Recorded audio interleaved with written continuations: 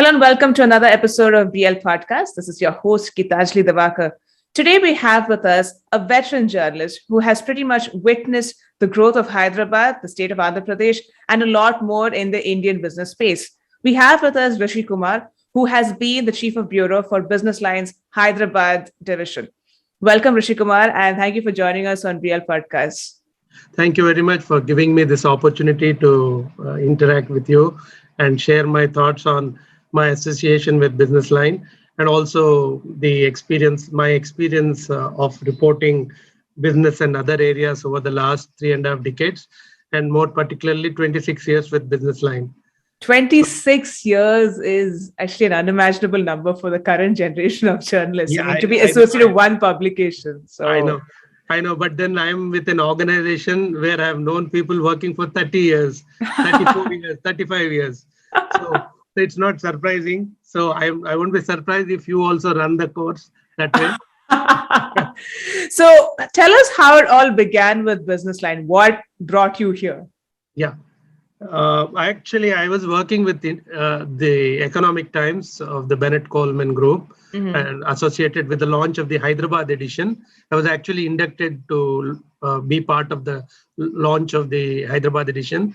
After the successful launch of the edition, for about 6 months, I was with them.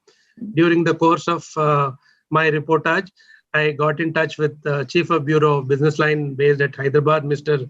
V.K. Vardarajan. He was then the Chief of Bureau. So during one of those meetings where we went to report, he casually asked me whether you would be interested in joining Business Line. Business Line is a new publication and it's a growing publication. Does it attract you? And I said, yes, I will immediately look at it. And I gave my application to the organization. Then on one fine day, they called me to Chennai. And on a sultry Chennai Monday morning, I walked into the Hindu office. I met with the editor, founding editor Kasturi Venugopal, and Mr. Sampath Kumar, who was number 2 then in Business Line. Had a wonderful 45 minutes conversation with them on various subjects across, corporate reportage and others. So they did grill me a lot on various issues. And I believe that I answered them well. And thereafter, I was asked to meet Mr. Ashok Reddy, who was the news editor then. Right. So I met him, and we had a very fruitful interaction. Then I was offered a job at Business Line. And how old were you back then? Just out of curiosity. That must be 34. Yeah, I was 34.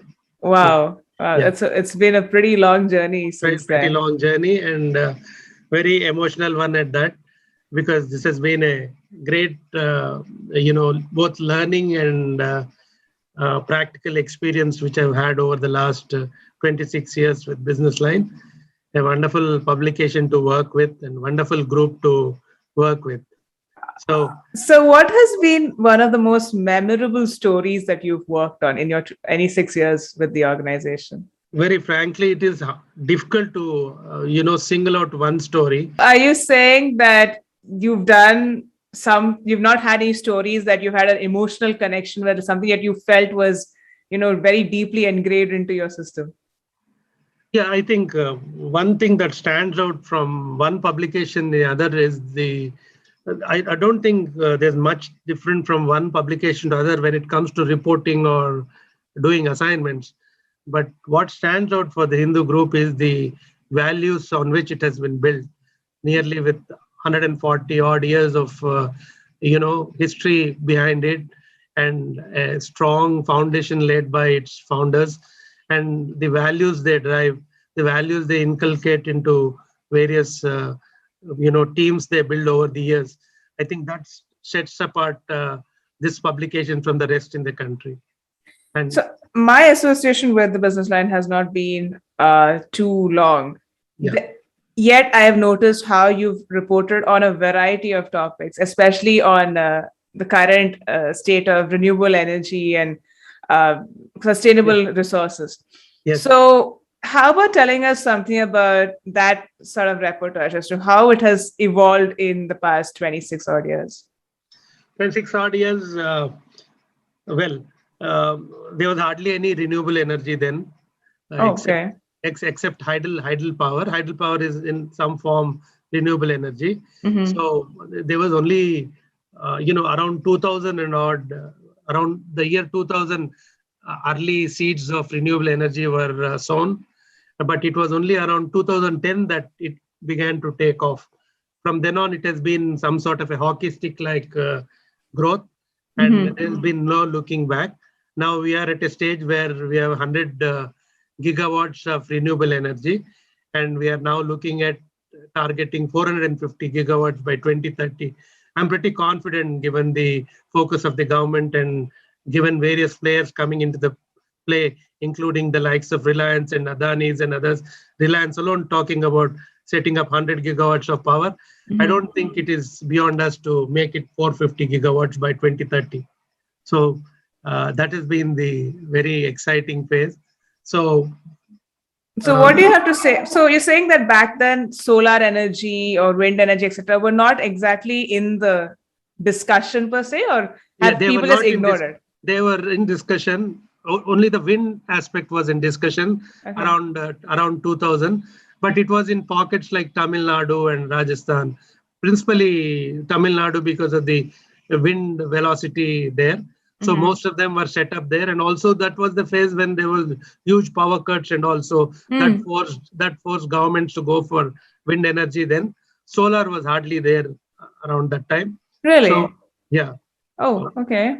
At least in our country, it was hardly there. Even globally, it had not yet picked up around 2000. So wind energy was something which became very popular.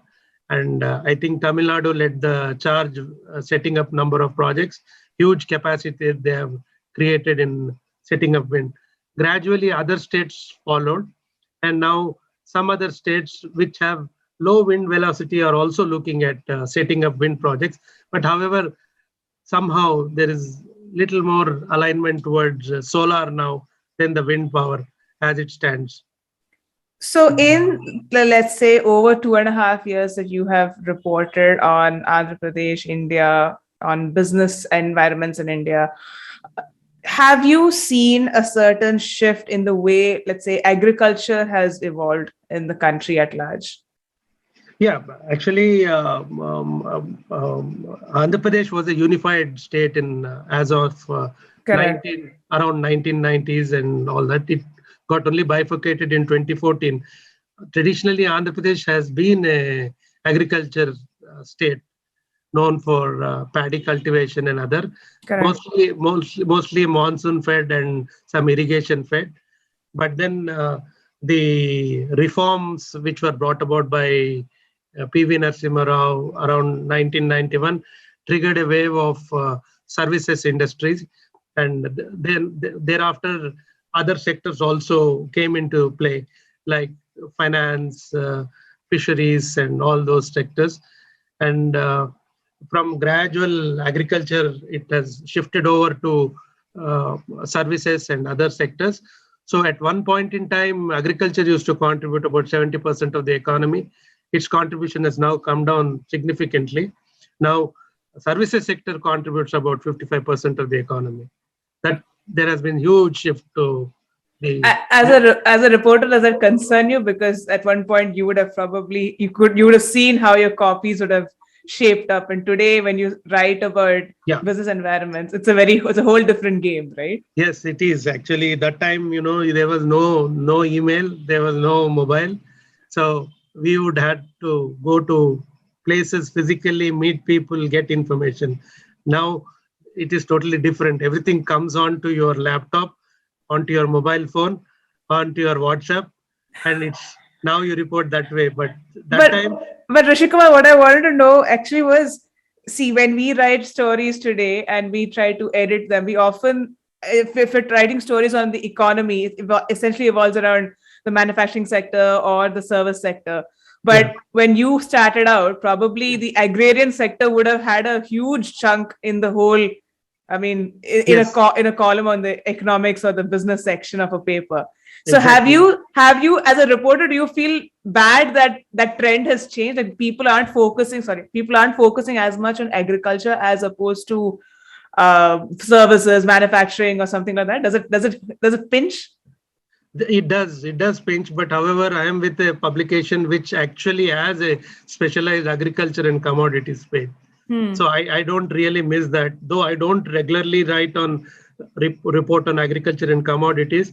Business Line specializes in Business Line, and including Hindu does a lot of coverage on agriculture and commodities. So we have a space for, and our editor, former editor, Mr. Kasturi Venugopal, had special liking for agriculture and gave special prominence for agriculture and areas like logistics, aviation, and all that. So that way, Business Line stands apart. Actually, if you talk to some of these corporates, they will speak very highly of Business Line because it provides space for agri commodities and all. We continue to have one full page of agri commodities. Well, I guess that is something we have to be proud of. Yes, of course, we are, and I am also very proud of. Yeah. So you did mention that there was a time when you had to go physically and talk to people and get the information, probably send stuff by the postal service. And today it's all about email and WhatsApp and Telegram. Yes. How has the transition been for you from being from the analog mode to a digital mode, if I can say so? Yeah, actually, it is very interesting because that time, we would go there, and when we started here, we used to work on typewriters, basically. Wow. Okay. We used to work on typewriters. Okay. So after that, slowly we moved on to computers and typewriters. Which year are we talking about? No, not with Business Line. Of course, before Business Line, we used to work on typewriters. Okay. Yeah. Around 90s, we used to work on typewriters. Okay. Early 90s. Then after that, we moved on to computers, wherein you send your copy via email to the office, and then it gets typeset and all that, and then gets published there. So from then on, we gradually, moved on to, we had the power of mobile phones. Early days, 2001, 2002, mobile phones, and then we also had pagers for some time. Oh yes.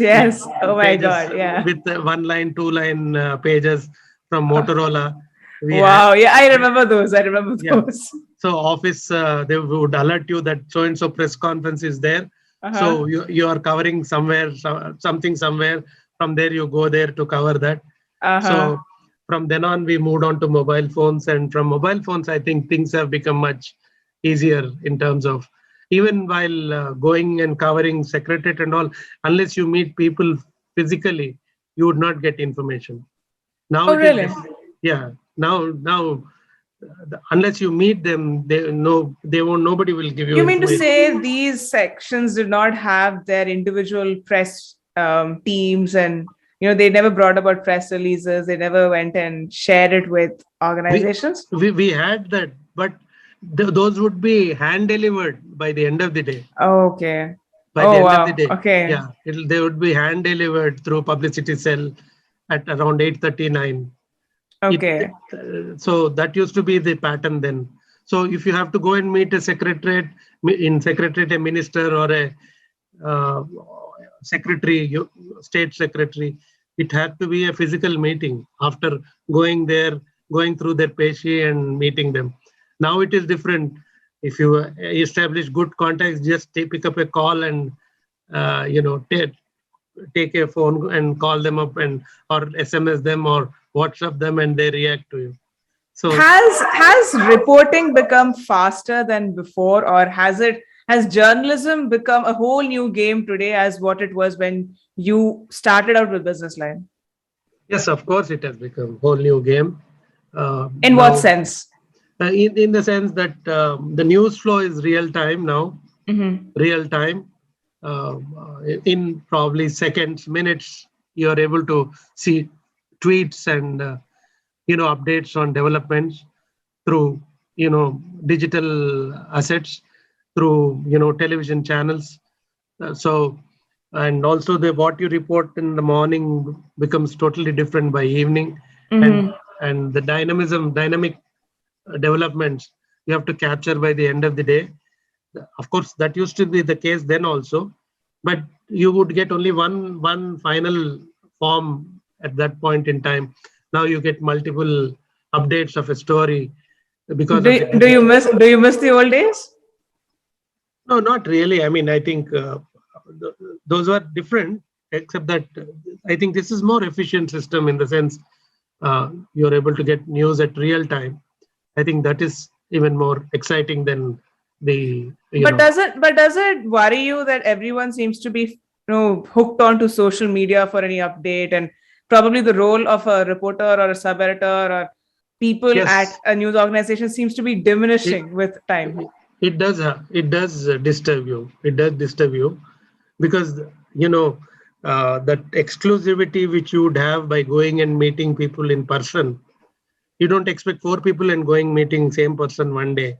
But now what happens is because of the various digital assets, if one person is able to get in touch with somebody, within minutes that story is out. So other person also gets a chance to meet, and same story gets replicated all over. But it was not the case then. At that point in time, if it is an exclusive, it's an exclusive. You go and meet somebody, it's an exclusive story. You could proudly claim that, but it's no longer like that. I think that is the only disturbing thing. But other than that, I think giving information real time is the best part of the whole experience. So you have pretty much been working with my team and me, and we're in the internet space right now. Yes. And you've seen how we have often, been pushy of multimedia content and tweeting and social media and whatnot. Have you ever felt that this is a space that actually is challenging, especially for people who are used to the old-time exclusive format? As in has it ever occurred to you that you need to try something new to stay in the game, or do you think journalists today have to continue being open to something different on a daily basis? I think they need to be a little more open to doing things differently. That traditional way of functioning doesn't work any longer, because that you'll be totally out of business if you function the way you are functioning 20 years ago. You need to keep pace with mojos, as they call. Okay. Yeah, you need to keep pace with mojos in real time, not just writing stories, tweeting and all that. Putting information on, updating information on Facebook or other social media or LinkedIn. So unless you do that, you will not be in business. It is also heartening to see that, most of the youngsters have, adjusted to this. And some of the seniors too have very interestingly adjusted to it. Not sure whether I have fully got adjusted to that. Maybe there are some gray areas where I could have done better.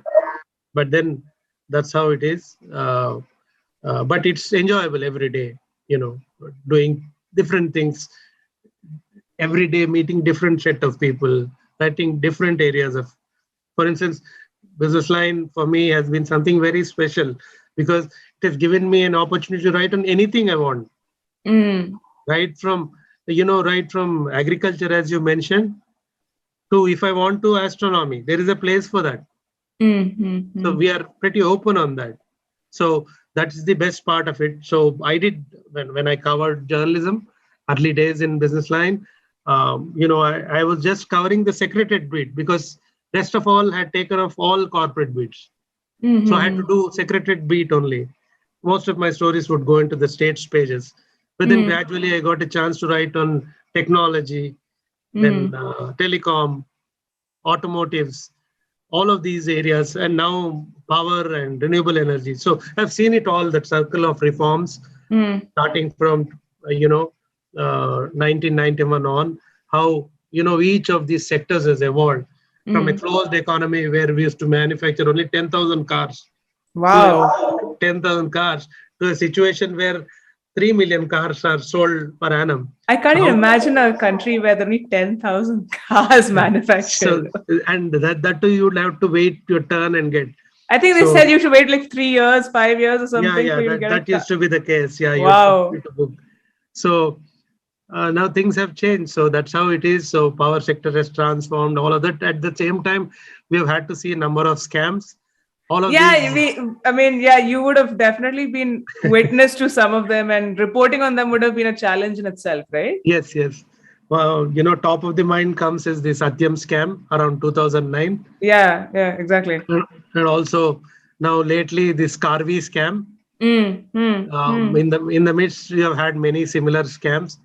Okay. Somehow, in spite of all good things about Hyderabad, there is some scam connection to every scam in the country to Hyderabad. Oh God. Unfortunately, it is true. So, so there is So some link. when you were reporting on such stories, I mean, the one thing that occurs to me is that you need to have your contacts in place. That goes without saying. But you also need to be walking the line. You shouldn't. It's a challenge because you're trying to get the information out, but at the same time, you're trying to get the right information out. What have been your greatest challenges when you had to report on such stories? The problem is, when the going is good, you'll have press releases, you're bombarded to your email box. But when they are in trouble, nobody will come online. Yeah. That has been the case always. So, for instance, before around 2000, when there was a .com boom, so you would have, so many stories coming from .com sector. But around 2001, everything went bust. There was hardly anybody to talk to. Even their offices, there was only the security guy who would answer your call. Oh my God. So that was the situation. So then what do? Then you go for proxy contacts and get information, and then verify, re-verify, and then file. Otherwise, when the going is good, I think the information flow, there's no problem on information. You'll just get information seamlessly. When we're talking about a .com boom, we're talking about the Satyam scam and all that, it's very obvious that Hyderabad, from what has evolved from what it was many years ago to a very sought after business hub, especially an IT hub. So how has that transition felt for you? I mean, how you felt about the transition? Has it been something quite hard, overwhelming, or do you think that Hyderabad still has a long way to go? Yeah, let me put it in. Give me a couple of minutes. I will explain to you. Okay. So, Hyderabad is very interesting city. Yeah, it is many things for many people. Okay. It depends on how you look at it. For instance, you have the beautiful river Musi flowing in the midst of the city, dividing the old city and the new city. So it's basically Hyderabad till around 1990 or so, 1960s, 70s, and 80s, was an amazingly laid-back city, known for its Nizami culture. Nizami culture, Irani hotels, Irani chai, Usmania biscuits. Okay, now I'm getting hungry. and lovely biryani. Okay. Biryani. And incidentally, biryani is not just a cuisine, as many people think. Biryani is a way of life. It's a way of life. Okay. All right. Biryani is a way of life for everybody, a Hyderabadi and non-Hyderabadi who comes here. He swears by biryani. Okay. Yeah, you will eat once, you like it, once you'll hate it. Well, you can't forget it. I said, now I'm feeling extremely hungry. So let's move on. Yeah. So incidentally, for Business Line, I did one full page on biryani. Wow. Okay. Now, when was this ago? It must be around 2000. I can't recollect the date. But not in the recent past. Not in the recent past. Rashida Bhagat was handling that page. Okay. So that was the time I had done that piece. Leaving behind this Irani case. So from that time on, from a laid-back city, during the reforms process, slowly transformed into a services and the services-led industry, be it IT, telecom, and other services. So all of that slowly happened. So it's hardly there is any manufacturing in Hyderabad. So most of it has been driven around services, pharmaceutical, drugs and pharmaceuticals, and now vaccines. Mm-hmm. So, incidentally, Hyderabad is a hub for drugs and pharma. Right. It is a hub for IT and IT services. Mm-hmm. It is also a hub for vaccines and related areas. And it is also a very interesting hub for a number of national institutions, such Right. as Electronic Corporation of India Limited, Defense Research and Development Organization, Mm-hmm. EMRL, and Advanced Research Research Materials Hub, Mm-hmm. where all these nuclear bundles are made. Mm-hmm. So it is a hub for, and also institutions like Geological Survey of India, Center for Cellular and Molecular Biology, Correct. Indian Institute of Chemical Technology. So it has all these coming together. So there is all, there's a bunch of institutions like this which are playing a role in their own way in encouraging new entrepreneurs to come up. Then there is this drug and pharma hub, with Hyderabad being a hub for bulk. It is known as a bulk drug capital of India. It is also known as vaccine capital of India. So, and lately, IT has become a very big play in Hyderabad. Hyderabad becoming a vaccine hub has been a very recent development. I mean, it was just too quick, if I may say so. But before we know it, every vaccine, I mean, especially COVID vaccines, have been manufactured left, right, and center in that city. Unfortunately, it has been talked about now, but it has been a vaccine hub. Oh, okay. It has been a vaccine hub with leading players like Bharat Biotech. Correct. Yeah. Shanta Biotech. Yeah. Which is now part of another multinational corporation. Mm-hmm. Then immunologicals, then biological events. All of these are into vaccines in a very big way. And if I'm right, around 2/3 of countries' vaccines are actually made in Hyderabad. So you're saying it's only been talked of, like people have become aware that they exist only now. Yes. And for instance, Bharat Biotech is known to have made some of the vaccines which were priced at, say, $20, $30 for as low as $1 a dose. Wow. So that has been the huge contribution from Hyderabad to the global, But that's a very different essence altogether. Hyderabad has so much, but yet there's so little that people are aware of, right? Yeah, it is. I mean, it's get crowded by the development in other metropolitan cities. But then lately, it has been talked out very highly, and it has all the trappings of becoming very huge. And what started around 2000, when around 1996 and 2000, when Microsoft was the first company to set up its base, followed by Google's and other biggies. IBMs and all, while TCS has been there from late 70s in Hyderabad. The coming of Microsoft, attracted a lot of multinationals around Hyderabad. Then came, President Bill Clinton came to Hyderabad. Yeah. Then Tony Blair of United Kingdom had come. So Hyderabad had become very interesting hub around the time when Chief Minister was Chandrababu Naidu was the chief minister. He consciously attracted a lot of IT companies, and now the trend continues with the current government, and now it's become a huge hub for IT. So, and given the current base it has created, it has a very, very, very nice, bright future ahead.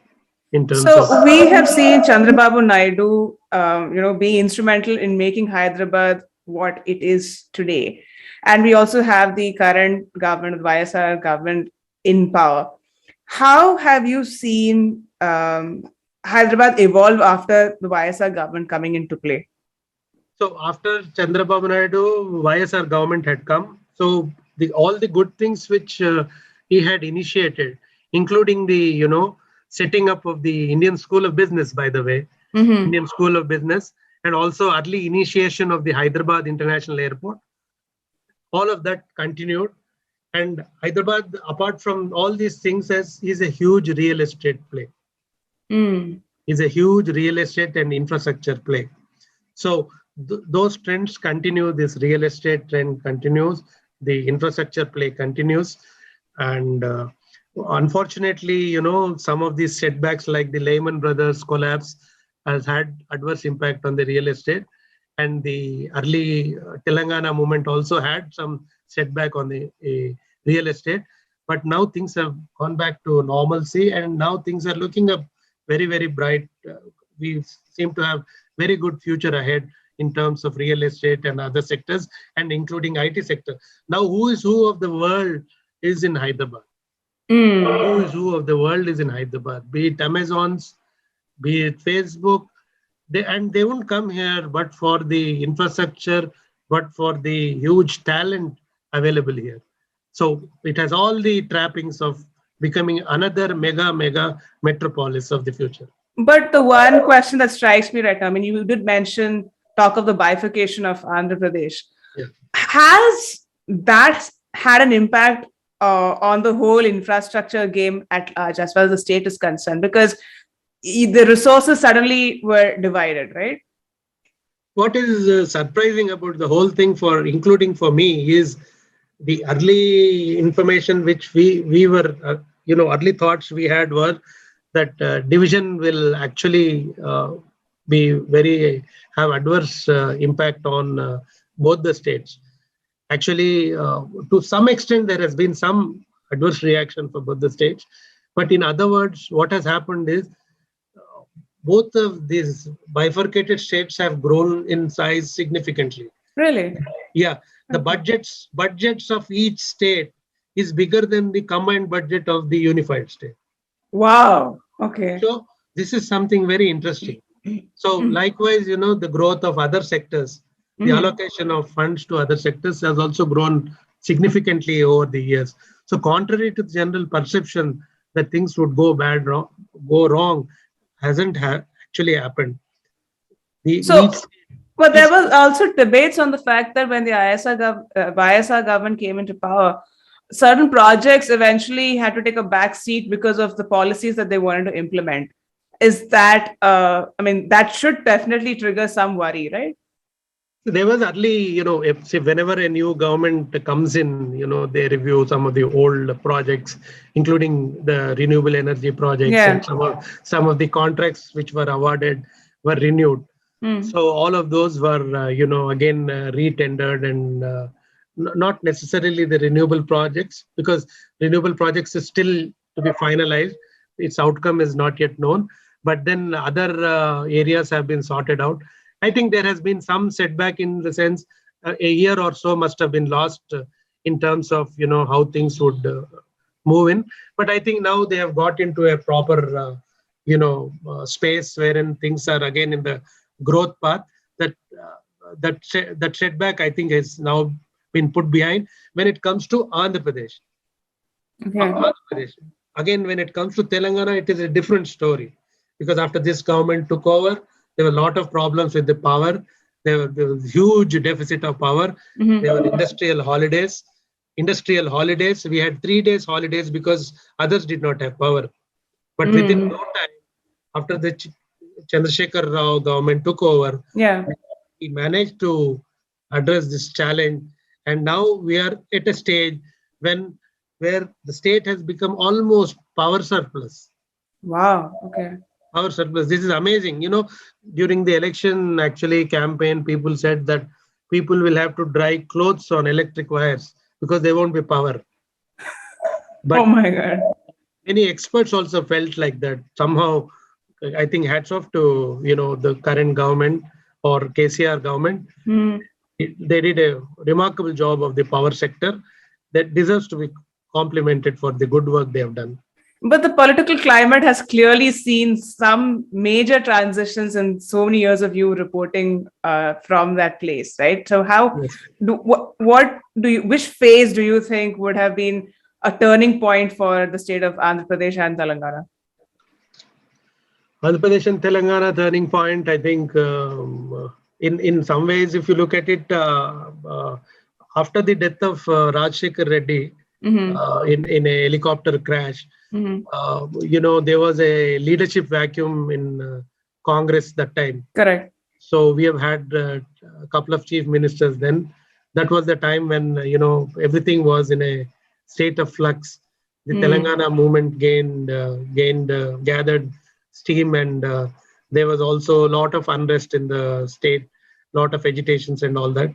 That was the time when even the economy was in relatively bad shape. We were coming out of the crisis of the Lehman Brothers. Correct. Then real estate was in bad shape.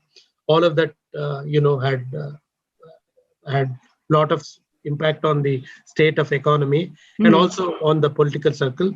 I think that was the turning point, that also, resulted in a gradual paving way for the creation of the new state around 2014. When the UPA government was on the, last phase of its before the 2014 elections.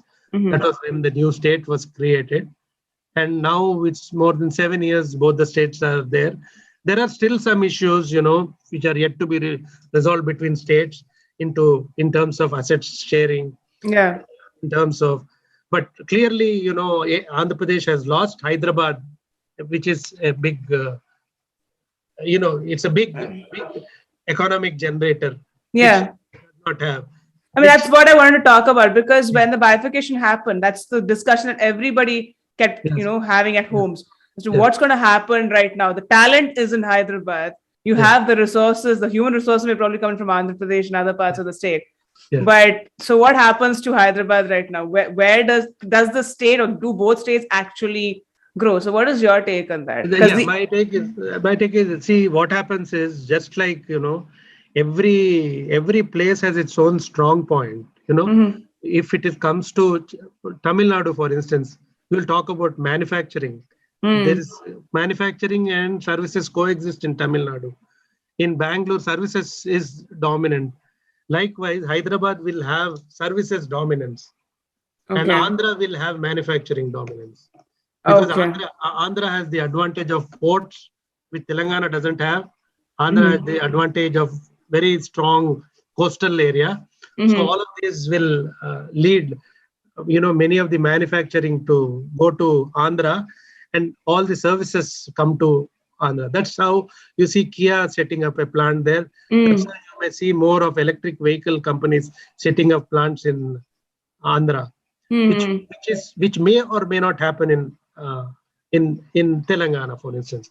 So you'll have centers of excellence, like, you'll have more of services in Telangana, more of manufacturing in Andhra, while they're also developing some cities into services hubs like Vizag and Vijayawada, and also at Kadapa and other places. But I still feel they stand better chance with regard to manufacturing than services. So, final question, Rishi Kumar. Yeah. You've spent over 26 years with Business Line. You've done some amazing work. Where do you see the city of Hyderabad going, and what would you have to say, like, what do you have to say about the many years you've been as a journalist so far? I mean, see, I've seen Hyderabad from early days, from the childhood days. Incidentally, I was born here only, so born and brought up here and studied and worked here all through. So Hyderabad, from a very laid-back city, has become a very bubbly and modern city, and emerging into a smart metropolis. It has its own limitations in terms of, infrastructure, which the current government is trying to address with one of the most ultra-modern airports in the country. It has very, very good infrastructure with a 159-kilometer ring road around and all the development happening around.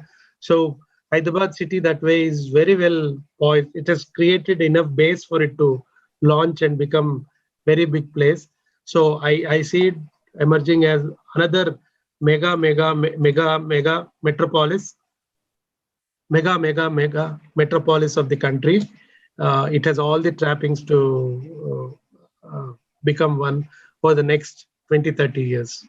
And what are your feelings right now? Like after once you retire from business line, what's in store for you? What do you plan on doing next? I don't know. I'm honestly, it is the time has passed by so quickly that I haven't actually had a time to pause and think about, what next. I'm Mhm. taking it as it comes. Mm. This is last but third day of my career with Business Line. Mhm. I'll just log off on, you know, I'll, I'll log off on 30th, and then pause for a while, maybe a month or two, and then see how things will move on for me. I haven't given any thought to what next. Just want to, pause for some time. See what I want to do, and then take it forward. Is there something you wish to say as your last something that you wish to say, something you should share with the Business Line family?